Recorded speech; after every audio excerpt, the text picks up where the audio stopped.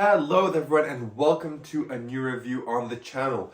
Today we're looking at a blast from the past, a very good routine that I've not seen many reviews of online, and that is Sheer Luck by Shawn Farquhar. This is a really good book test and a classic book test that fooled Penn and Teller, and I feel that a lot of people maybe forgot this existed, or some people newer to Magic don't know this existed, and maybe the perfect routine for them. So I'm making a review on it, so let's roll the intro and get straight into it.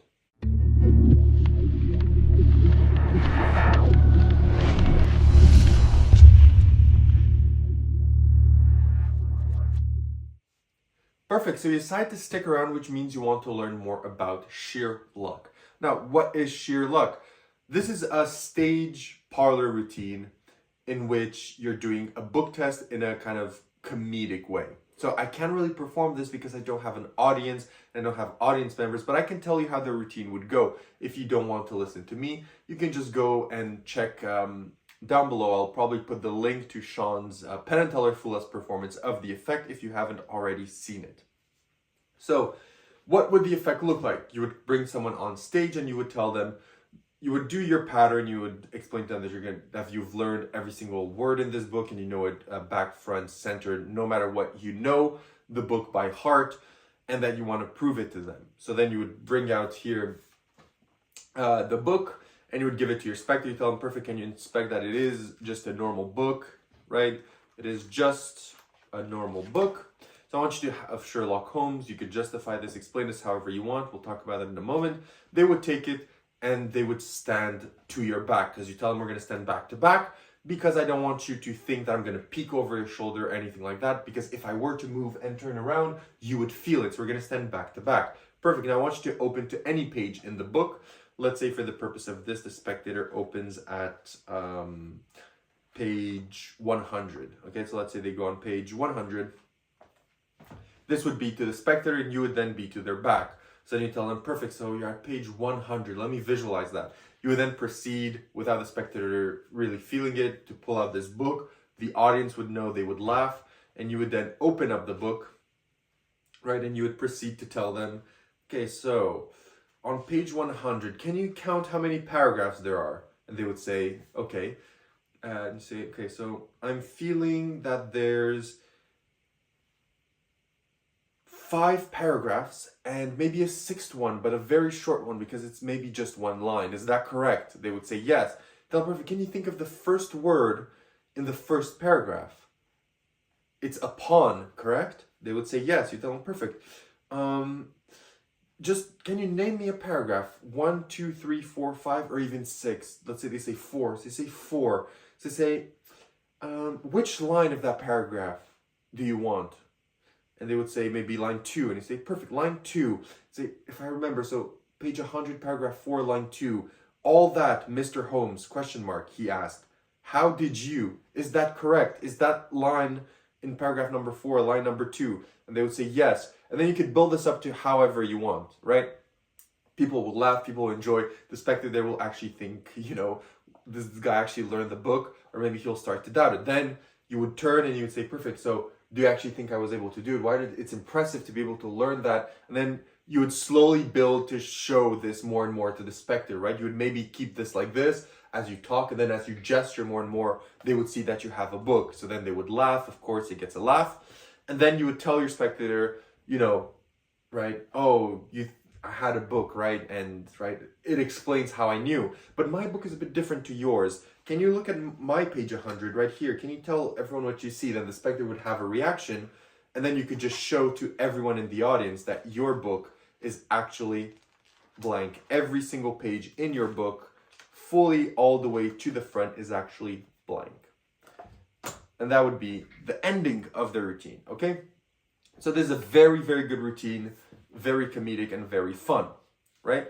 So having said all of that, where do you buy this? How much does it cost? And what do you get? So you can buy this at most of your Magic dealers. I know it's out of stock in a lot of places. I got mine from Alakazam Magic because I've been hunting this down. I've been really hunting this down because it was out of stock in a lot of places. And yeah, I've been hunting it down and I found it at Alakazam. If not, if you really want this, you can buy this directly from Shawn himself at Palmer Magic. He has these in stock. And not only does he has these in stock, he also has the Fool Us version, which will cost you $20 more, but will provide you with the book he used in Fool Us. So if you prefer that routine to the one that I just showed you, which is identical except of a few methodological differences, you have the possibility of doing that for $20 more. So having said that, how much is this? If that one's $20 more, how much is the normal one? This is $80. So this will set you back $80. And what do you get? The 2 books and the instructional video. So the 2 books are really well made. They look genuine. They feel genuine. They're really well written, right? Front and back, they're really well written. They look and feel exactly like a normal book. And even your gimmick book, it looks really, really good, right? It's blank. You can show it blank. It looks very, very nice. Exactly the same. They look like carbon copies. Even in everything looks like a carbon copy of the books, okay? So really, really well made. And then the instructional video is very short. You're getting 6 performance videos. So you're getting live performances of Shawn doing this at live events for Disney and for other events. So for example, I think he's in a college. You're getting live performances. They're showing him performing the effect. And then you're getting your actual instructional video of the effect, which is just 15 minutes long. It's very short. He explains to you how this came to be, why it came to be, and how he designed it. And then he explains to you how this works rather briefly. That's a bit of a complaint I have, rather briefly, of how this works. I would have liked a bit more explanation because it is an easy effect to do. We're going to talk about that. But I would have liked him to give you examples. I would have liked him to tell you, in this scenario, you would do this, this, this, and that would lead you to that. In this scenario, which is an obvious one, you would do this, which of course would lead you to that. In this scenario, which is a bit less obvious, doing this would lead to that. And I would have liked him to do that instead of him just being, okay, so you just do this for all the cases and that's it. Because the way he explained it, when I first did it to myself, I was like, okay, so the way he explained it, if I do this and that, it's going to lead me to that. Okay, so I don't want to say too much to expose the method. And I was wrong, it didn't work. So I was like, okay, let me rewind. And then I saw, okay, I get what he means. So let me try it. Okay, it worked. But then what about if I do that page? Would that mean that I have to do that? And I was like, okay, so, I workshopped it a bit in my mind because I feel maybe, even though if it's an easy effect to perform, maybe I was just not bright enough to understand it from the get-go in the short time he explains it. Because to be honest, the explanation of how this works is maybe 10 seconds, 15 seconds, 20 seconds, right? The general of how this works is a bit longer, but the intrinsic way that you get to be able to read the spectator's mind is explained in under like a minute or maybe 30 seconds, which I feel needed just a bit more time, maybe just 2 minutes, just to give those examples that I mentioned. So the tutorial video is a bit old as well. It's like 480p or 720p. Not the best quality, but you get what you need from it, okay? So having said all of that, how difficult is sheer luck to perform? The effect is not that difficult. Once you understand how it works, you'll be able to do this out of the floodgates. So all you need is to give a good performance of this, right? Because in the way it works, it's a bit comedic. So even if you're the most serious performer, this plays comedic no matter what, right? Even by the name, comedy book test, right? You cannot really play this seriously. So if you want to play this seriously, then you would need to do another book test. So if you really want to do mind reading, you could look at other book tests that have come out and are coming out pretty much every month. A new book test is out. You can look at those instead of this one. But if you want to add a tad of comedy in this, right, you can definitely do this. Even if you're a serious performer, I do see how you could build this up to be such an incredible experiment. Then you do the thing with the book, right? And people are going to laugh. They're going to be like, okay, this guy is full of BS. And then when you make the reveal, you can play it as a serious thing. And you say, everyone here thought that I wasn't able to do what I said. But what do you think? What do you think about my book? And the person there, by playing it like oh, you all thought you knew how it works. And I couldn't do this because it sounded too hard. Well, joke's on you because I actually did, right? And I was trying to misdirect you.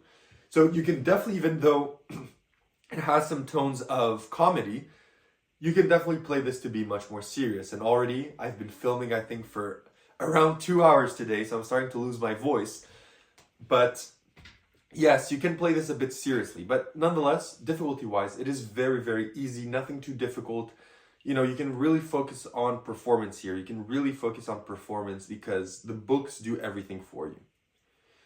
Let's talk now about practicality. How practical is this effect? So all you need for this effect is these two books. So you can definitely place this inside of your carrying case or anywhere you want.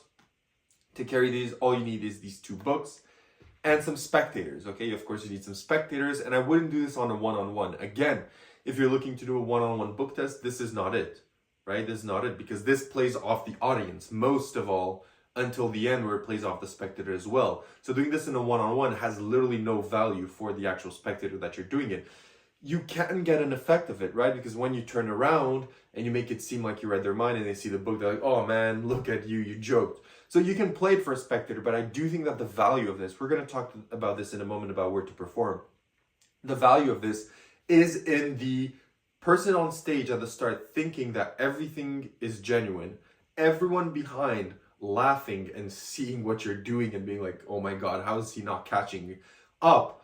And then displaying the shock on the spectator's face and the audience seeing that being like, why is he shocked? It's just a book. And then showing the audience what you just did. That is where this routine lies. Whereas I think if doing it just for one spectator, it wouldn't play on that back and forth between who's on stage and who's in the audience, right? I think that's where this effect shines. So I think that, you know, this is not really doable for a single spectator, but again, we're going to talk about that in the where to perform. But practicality, just these two books and some good lighting, because of course you want the spectator to be able to read and you want you to be able to do the effect. So you won't do this in damp scenario where you'd have to squint and the spectator would have to like be like this with the book to see, right? But practicality wise, just this, right? Just these two books. So talking about where to perform, I've already hinted of this, but this is mostly made and shines in parlor or stage. In my opinion, doing this in walk around, like table hopping, no. I don't think this would play because you'd have to have someone stand back to back to you, right? You'd have to ask them to stand up from the table. You'd have to ask them to come next to the table. You could disrupt people in and around by doing this. Also, if you're doing it in that type of situation, since these books are not examinable, you know, the book you give to the spectator can pass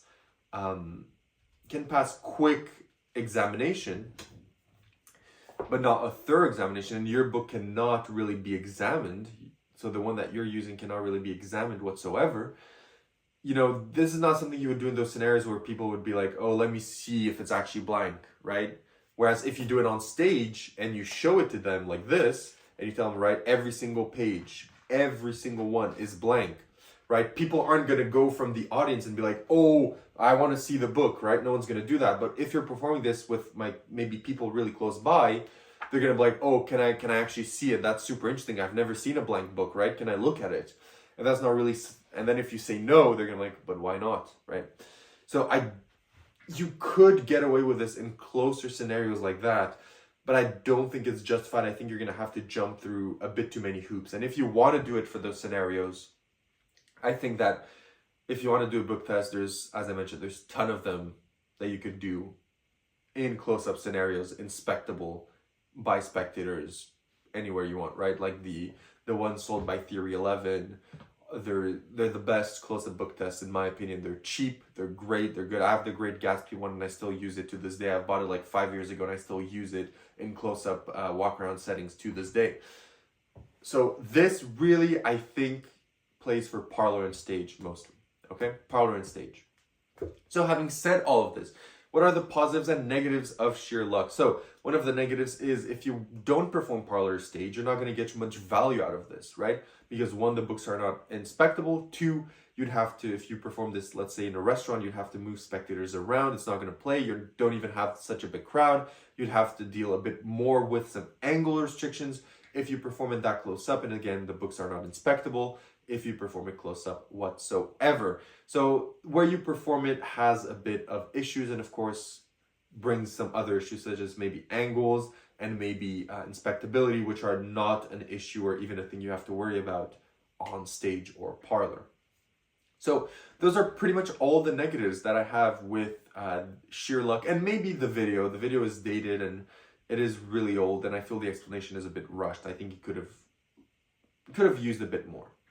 But nonetheless, what are the positives? The positives are it packs small, it plays big, it plays to an entire audience, right? This can play in the biggest of stages, right? If you watch the performances of Shawn doing this in the tutorial, he does this to like 1,000 people in an audience of 1,000. People love it. He did it on Penn and Teller. People loved it, right? So this can pack small, plays big. It's a really interesting take on a book test. Instead of being this, mind reading mentalist and you're able to read minds, you're playing this kind of as a joke, and you have like the kicker ending, which is not something that you have in a lot of book tests. Usually book tests, it ends when you're able to guess the word. And even those that have a kicker ending is just, instead of reading the first word on the page, is having them open to a seemingly random page and have them look at any long word on a random page, right? It's not much of a kicker. It's just doing the same thing you just did, but instead of doing the first word, you're doing a word in the middle.